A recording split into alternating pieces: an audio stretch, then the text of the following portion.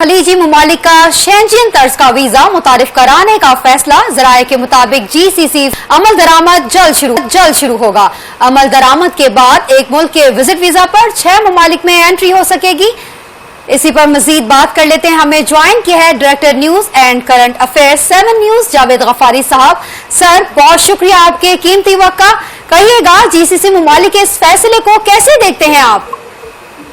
जी बिल्कुल, देखा जाए तो ये बहुत ही अहमियत का हामिल फैसला है। और अगर देखा जाए कि हम अब बाकायदा तौर पे जीसीसी का किसी का भी 6 कंट्रीज में से एक वीजा लेंगे तो हम 6 के 6 कंट्रीज में जा सकेंगे, तो ये बहुत बड़ी बात है। लेकिन पाकिस्तान के लिए शायद ये वाला मामला जो है वो थोड़ा ताकीर का शिकार हो जाए, क्योंकि पहले भी हम पाकिस्तानी होने का बहुत ज्यादा खमियाजा भुगत रहे हैं। हमारा दुबई का वीजा, खासतौर पर यूएई का वीजा, वो बहुत मुश्किलात का शिकार है, बल्कि ना लगने के मुतरादिफ हो जाता है। अभी देखना ये होगा कि अब नेक्स्ट क्या होता है उसमें, क्या ये हमारे लिए भी वही वो होगा, उसी तरह तर्ज का होगा या फिर चेंज होगा, ये देखना होगा। लेकिन ये अहमियत का हामिल जरूर फैसला है। जीसीसी कंट्रीज जो 6 ममालिक हैं खासतौर पे, वो मिलकर ये एक वीजा मुतारिफ करवा रहे हैं जो कि शेंजियन तर्ज का होगा और कुछ ही अरसा में ये लागू भी हो जाएगा। अब पाकिस्तानियों के लिए होगी या नहीं होगी ये अभी फैसला नहीं हुआ, लेकिन जब ये फैसला लागू हो जाएगा उसके बाद इसकी अहमियत जो है मजीद बढ़ जाएगी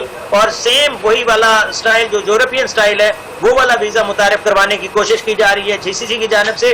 और ये पहली दफा होगा कि जीसीसी एक ऐसा वीजा ला रही है जिसके अंदर आपके 6 के 6 कंट्रीज में आप विजिट कर सकेंगे और किसी भी एक कंट्री का अगर आपके पास अप्रूवल आ जाएगी वीजा की, तो जरूरी नहीं है कि आप उस कंट्री में जाएं। जैसे कि स्पेन का वीजा लगता है तो आप 86 कंट्रीज के अंदर, यूरोप के जो कंट्रीज हैं उनमें जा सकते हैं। इसी तरह आप कोई भी एक वीजा लग जाएगा, फॉर एग्जांपल कतर का लग जाएगा, सऊदी अरेबिया का लग जाएगा, ओमान का लग जाएगा और इसके साथ साथ यूएई का वीजा लग जाएगा। किसी भी एक कंट्री का 6 कंट्रीज में से लग जाएगा तो वो कंसीडर होगा कि वो 6 के 6 कंट्रीज में जा सकते हैं। ये एक बहुत बड़ी और बहुत अहमियत की अमल खबर जरूर है, लेकिन फिर भी यही मैं कहूंगा कि पाकिस्तानियों के लिए क्या कुछ शर्त लगाई जाएगी, क्या उनके लिए कोई दिक्कत होगी, ये वक्त बताएगा, क्योंकि कुछ ही अर्सा में इसका इतलाक होने जा रहा है। अब ये फैसला जो है वो होना बाकी है कि ये कब से इम्प्लीमेंटेशन इसकी शुरू होती है और पाकिस्तानियों के लिए इसमें क्या कुछ मामला वो होंगे जो देखना होगा, ये वक्त बताएगा। जी समरीन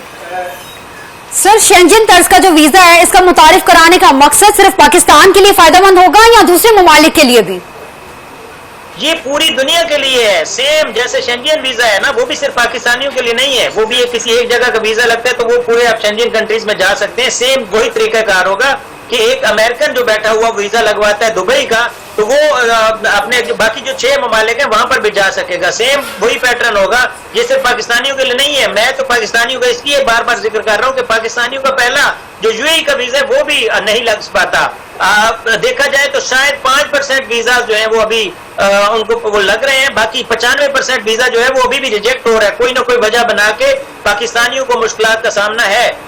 सर, वीजा रिजेक्शन को आप किस नजर से देखते हैं? इसमें ज्यादा कसूर किसको आप कहेंगे, हुकूमत को या हमारी आवाम को कहेंगे? वीजा रिजेक्शन में हमारी आवाम का भी कसूर है और साथ के साथ हमारे जो अब समझ ले जिम्मेदार हैं, हुक्मरान हैं, उनका भी उतना ही कसूर है। क्योंकि जब अवाम अगर कोई गलती कोताही करती है तो उसका खमियाजा जो है वो पूरे मुल्क को भरना पड़ता है। अब उसमें भी कुछ 24 जिले हैं जिनको बैन किया गया था शुरू में। अगर उन 24 जिलों के उन लोगों के खिलाफ कार्रवाई की जाती पाकिस्तान की जानिब से या यूएई की जानिब से, तो शायद बाकी जो पूरे मुल्क के मसाइल हैं वो ना होते। अभी क्या हुआ, अभी पूरे पाकिस्तान के अंदर किसी भी जगह का वीजा जो है, खासतौर पे विजिट वीजा है, वो नहीं लग पा रहा। अभी विजिट वीजा लग पाना या दूसरा जो इवन अभी तो गैर मुल्की का परमानेंट वीजा भी यूएई के लिए नहीं लग पा रहा। उसमें यही मुश्किल है कि हम लोगों ने जिस तरह का वहां पे किरदार अदा किया। अच्छा, मजे की बात यह है कि सिर्फ हम वहां पे कोताही नहीं करते, सिर्फ पाकिस्तानी वहां पर वो मामलात में नहीं मुलविस होते, बल्कि इंडियन भी उसके अंदर ज्यादा तादाद में मुलविस होते। लेकिन सर, इंडियन मुलविस नहीं होते, लेकिन ज्यादा तादाद में जो है ना पाकिस्तानियों को घसीटा इतना क्यों जाता है? दुबई के खासकर हमने देखने में आया और सुनने में भी आया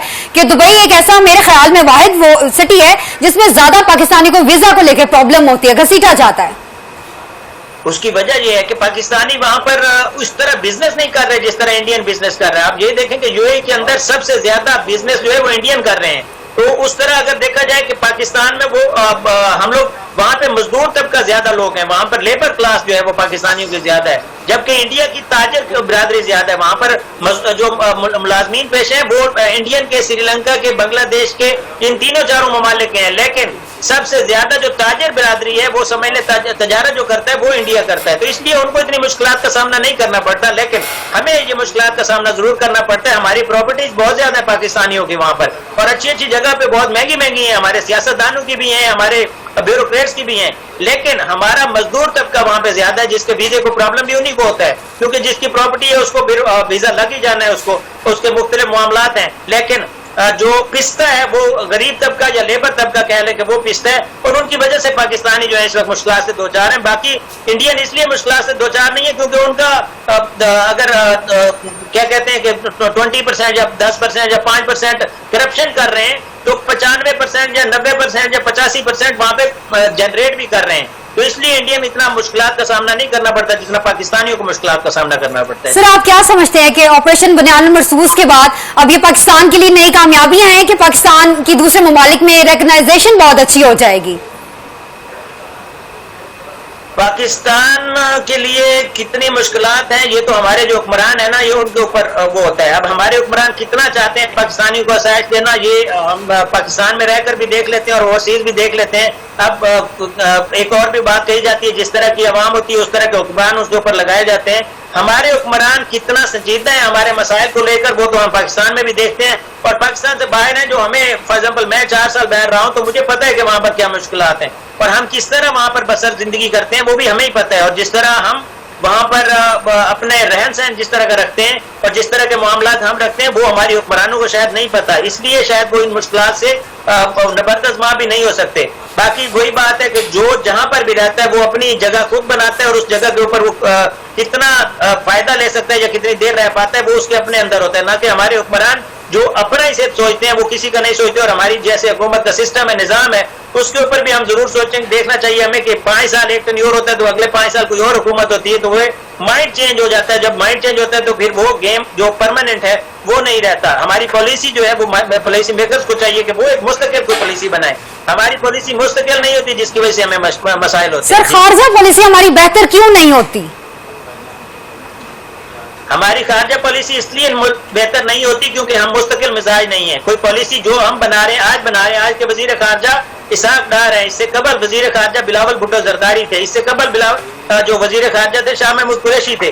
तो जब हिना रब्बानी खान थे, जो भी वजीर खारजा आता है वो अपना माइंड इस्तेमाल करता है, इसलिए कि अगर कोई पीछे बैकडोर पे अगर एक जैसे कि आप किसी भी बड़े मुल्क की बात करें तो वहां पर एक पॉलिसी बना दी जाती है, वो 30 साल 40 साल 50 साल इंप्लीमेंट होती रहती है। हमारी 5 साल के अंदर अंदर क्या 1-2 साल के अंदर ही, क्योंकि वजीर खारजा चेंज तो हमारी पॉलिसी चेंज। सबसे बड़ी वजह यह है कि हम चेंज बहुत ज्यादा करते हैं, हमारी हुकूमत चेंज होती है, साथ ही साथ वजीर खारजा चेंज होते हैं, वजीर खारजा चेंज हो गए तो खारजा पॉलिसी चेंज हो गई। हमारी सबसे बड़ी गलती ये है, क्योंकि सर हम एक पॉलिसी पर अमल दरामद नहीं हो सकते तो पॉलिसी चेंज और खारजा वजीर खारजा चेंज, तो इस वजह से हमारे लिए मुश्किलात का सबब जो है ना ज्यादा बनती है। ये बैरूनी मुल्क जो मुकीम पाकिस्तानी है उनके लिए खारजा पॉलिसी इतनी तकलीफ दे बन जाती है। बिल्कुल ऐसा ही है, ऐसा ही है। जब पॉलिसी एक नहीं रहेगी, हुकूमत चेंज होगी, वजीर खारजा चेंज होंगे, पॉलिसी चेंज होगी, तो फिर हमें ये वाली मुश्किलात का सामना करना पड़ेगा, ना सिर्फ पाकिस्तान में बल्कि पाकिस्तान के बाहर भी।